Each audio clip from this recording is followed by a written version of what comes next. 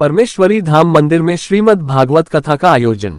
महासमुंद जिले के पिथौरा नगर में स्थित परमेश्वरी धाम मंदिर में चैत्र नवरात्रि के अवसर पर श्रीमद् भागवत कथा आयोजित किया जा रहा है। ये भागवत कथा 9 से 17 अप्रैल रामनवमी तक आयोजित की गई है। आपको बता दें, अल्पायु में ही कथा वाचिका जया गौतम चित्रकूट धाम से व्यासपीठ द्वारा रोचक ढंग से कथा सुना रही हैं। इस वर्ष नगर में चैत्र नवरात्रि की धूम और 2 स्थानों पर हो रही भागवत राम कथा के कारण पूरा वातावरण धर्ममय हो गया है। कथा वाचिका जया गौतम के द्वारा श्रीमद् भागवत कथा में प्रसंगों के अनुकूल निकाली जा रही झांकियां लोगों का मन मोह रही हैं। वहीं व्यासपीठ से गाए जा रहे भजनों में लोग झूमते हुए कथा का आनंद ले रहे हैं। संस्कार न्यूज संवाददाता गौरव चंद्राकर की रिपोर्ट।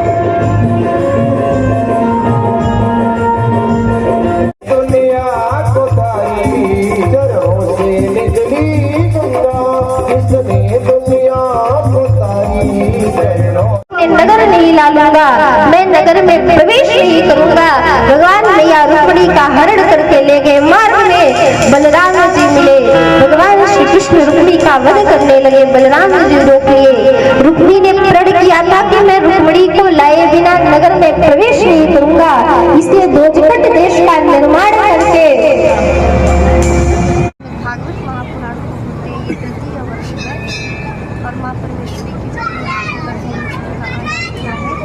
और मैं भी माँ परमेश्वरी की ही पुत्री हूँ। उन्हीं की प्रेरणा से, उन्हीं की प्रेरणा से, उन्हीं के आशीर्वाद से यहाँ पर बैठ करके मुझे श्रीमद् भागवत महापुराण की कथा करने का अवसर प्राप्त हुआ और उन्हीं की अतिशय कृपा से, बल्कि मैं तो ये कहूँगी कि मैं नहीं बल्कि वो भी यहाँ पर बोलती हैं, क्योंकि हमारे अंदर इतनी सामर्थ्यता नहीं कि हम कथा कर सके।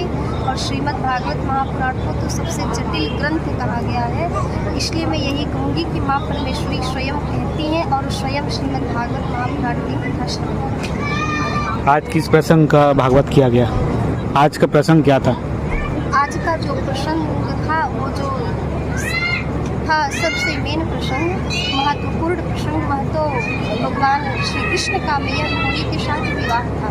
किंतु उससे पूर्व भी अनेकों प्रसंग थे। उद्धव प्रसंग, भगवान का ब्रज छोड़ करके मथुरा की ओर जाना, कंस का वध करना और किस प्रकार भगवान उद्धव जी को प्रेम बतलाते हैं। कितनों वर्षों से आप भागवत कर रही हैं? मुझे 2 वर्ष हुए। आपके गुरु किसको मानते हैं? हमारे गुरु हमारे चाचा जी भी हैं जिन्होंने हमको शिक्षा दिया, सब कुछ दिया, किंतु हमारे दीक्षा गुरु दूसरे में बैठी हुई हैं देवी जया गौतम जी और माँ परमेश्वरी के आशीर्वाद से जो कृपा प्राप्त है इनको, उस पर ये प्रवचन दे रही हैं, भागवत कथा करती हैं।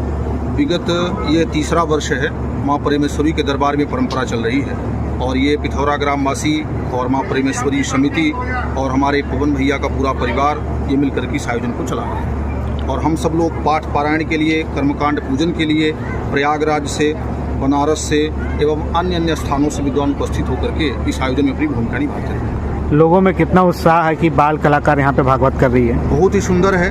अभी तक हम कलाकार के लिए कोई बात होती थी तो कभी वृंदावन से, कभी श्रीधाम से लेकर आया करते थे और उत्साह हुआ करता था, लेकिन माँ परमेश्वरी ने ऐसा चमत्कार किया कि यहीं दरबार में ही एक सुंदर कलाकार बाल व्यास पैदा किया और इतना उत्साहपूर्वक लोग इस कथा को सुनते हैं कि हमारे बीच की एक बच्ची और इतना सुंदर प्रवचन कर रही है और ज़्यादा से ज़्यादा बच्चियों में उत्साह हो रहा है कि अगर हम मेहनत करेंगे तो उन्नति के शिखर पे अभी तक लड़के जाया करते थे, हम बच्चियां भी जा सकती हैं। आपका पूरा परिचय दें। मैं रहने वाला प्रयागराज का हूं और हमने बनारस से आचार्य कर रखा है और यहाँ इस आयोजन को संपन्न करवाने के लिए आए हैं। हमारा नाम राजेश्वर प्रपन्न है और विगत 3 वर्षों से इस आयोजन को संपन्न करने के लिए हम आते हैं। मेरा राधे राधे, मैं खुशबू अग्रवाल और मैं अपना इसे सौभाग्य समझती हूँ कि मैं इस मंदिर से जुड़ी हुई हूँ। जैसे कि आप सब जानते हैं, हमारे पूर्वजों का मंदिर है और भागवत बाँचने वाले हमारी पुरोहित की बेटी जया गौतम जी हैं, जिन्होंने यहाँ पे 3 साल पूरे भागवत बाँचने में अपना समय दिया है।